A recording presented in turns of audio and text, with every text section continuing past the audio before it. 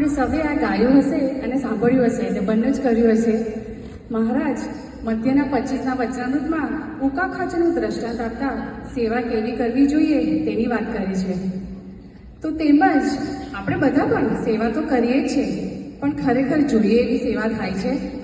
સેવા કરતાં અન્ય કેટલી જવાબદારીઓ આવી જાય છે, જેમ કે છોકરાઓની, જોબની, બિઝનેસની કે અન્ય પારિવારિક કોઈ બી વસ્તુ, ઇવેન્ટ્સ આવતા હોય, આ બધું જ આપણને સેવા કરવામાં આડું આવી જતું હોય છે.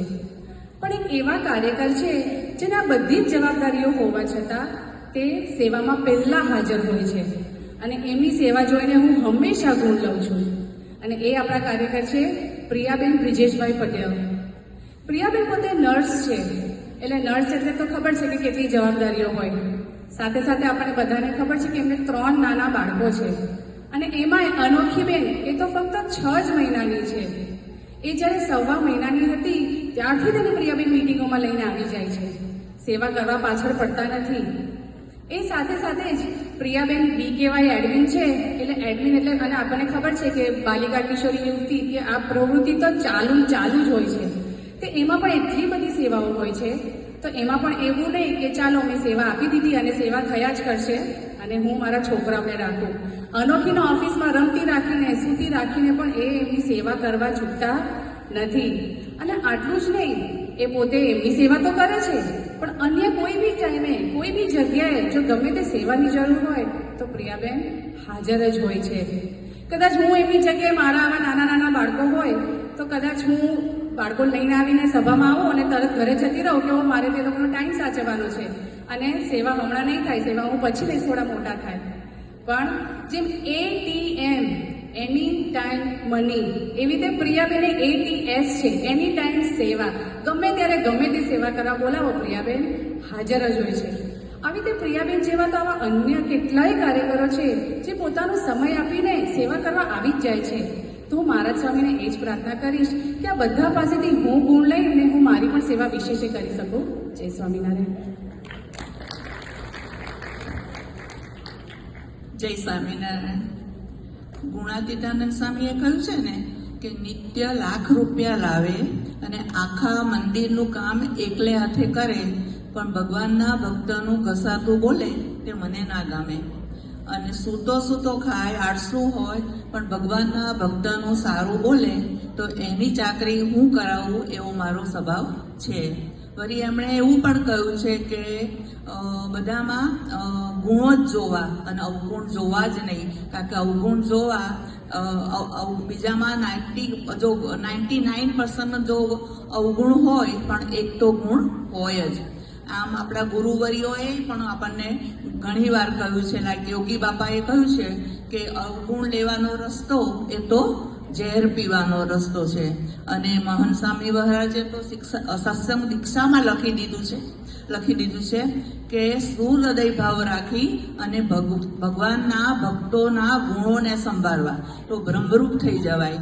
આમ આપણે આમાંથી એટલું જ શીખવાનું કે બધામાંથી આપણે ગુણ જ લેવાના. અને આપણા મંદિરમાં અત્યારે પણ ઘણી બહેનો છે કે તેમનામાં રહેલા ગુણો આપણને હૃદયમાં સ્પર્શી જાય છે. તો એવા જ 2 બહેનોના ગુણોને આજે આપણે બિરદાવવાનો પ્રયત્ન કરીશું. એમાંના એક છે અક્ષર નિવાસી સરોજબેન ધીરુભાઈ પટેલ. એમને બધા જ અહીંયા બેઠેલા ઓળખે છે. અને આપણો સત્સંગ દલાસનો જાનનો ચાલુ થયો 1976માં, ત્યારથી હું પણ એમની સાથે છું અને ઘણીવાર એમની જોડે કિચનમાં સેવા કરવાનો લાભ મળ્યો છે. તો એમના એટલા સરળ સ્વભાવના, સદાય હસતા, નરમ સ્વભાવના, એકદમ બધા જોડે પ્રેમાળ, કોઈની પક્ષપાત નહીં અને બાપાના ખૂબ જ મહિમાવાળા.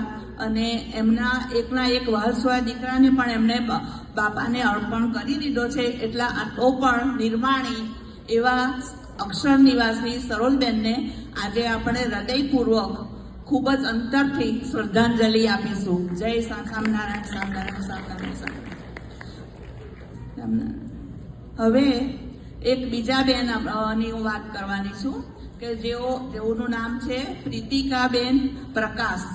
જેઓ ગુજરાતી નથી આપણા, અને ગુજરાતી બહુ જાણતા પણ ઓછું જાણે છે અને સમજે છે પણ ઓછું. પણ એમને જ્યારથી એમને બાપાના દર્શન થયા 2014માં, ત્યારથી એમનો સત્સંગમાં ચડતો ને ચડતો રંગ રહ્યો છે. અને બંને આપણા કિચનમાં એવા એ ઝોન લીડર છે અમારા ઝોનના, પણ આપણા કિચનમાં ગમે ત્યારે અમારો વારો હોય તો આવી જ જાય છે અને બધી જ જાતની સેવા કરે છે, પીરસે છે, વાસણો ધોવે છે, ઝાડુ વારે છે અને કરે છે. બધું જ કામ જે બતાવે બધા જોડે હળી મળીને કરે છે. એવા પ્રીતિકાબેને મને ઊભું થવાની તો ના પાડી છે, પણ બધા એમને મળજો. અને એ એકલા નથી આવતા જ્યારે કિચનમાં વારો હોય ત્યારે, એમનો આખો પરિવાર આવે છે. એમના હસબન્ડ, એમના 13 વર્ષની દીકરી અને 9-10 વર્ષનો દીકરો, એ બધા 4 આવે છે. અને મેં તો ઘણી વાર જોયા છે કિચનમાં સેવા કરતા. તો આપણે એમના પરથી એટલો બધો ગુણ લેવા જેવો છે કે એવી સેવા કરવાનું બળ આપણને પણ બાપા આપે. જય Swaminarayan. Jai Swaminarayan. We like to compare ourselves to our peers by our accomplishments, by our socioeconomic status, by our lineage, and similarly in satsang by our satsang pedigree. However, in satsang, everyone's journey is unique and unpredictable. This I learned when I came to Dallas Mandir and I met Bhavna Ben Mistry.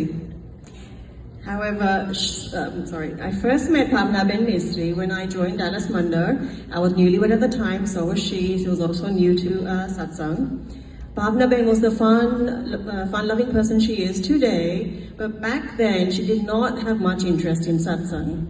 However, surely but slowly, things began to change, and I saw her engaging in seva and regularly coming to Mandir and building her own connections. And by some of the super women I see here in the audience, she kind of built her strength in making her satsang stronger. And today, by her commitment to her seva and her bhakti, she's one of the staunchest Hari Bhaktas I know today. We have done many sevas together through our conversations, many conversations. I have witnessed that her nishtha has never wavered. Bhavna Ben's journey is a powerful reminder that what matters most is not how we begin, but where our path ultimately leads. મહારાજે ઘણા ગ્રંથોમાં કહ્યું છે કે આપણે સત્સંગ તો સમજણનો છે. એટલે આપણે કહે છે કે આપણે બોર્ન થયા સત્સંગમાં, પણ આપણું સત્સંગ કંઈ સમજણથી જ આપણું પાકું થાય છે, નિષ્ઠા પાકી થાય છે. So, and this is what I have learned from Bhavna Ben Mistry, that doesn't matter when we enter our satsang journey, it matters how we end it. Yes, Swaminarayan.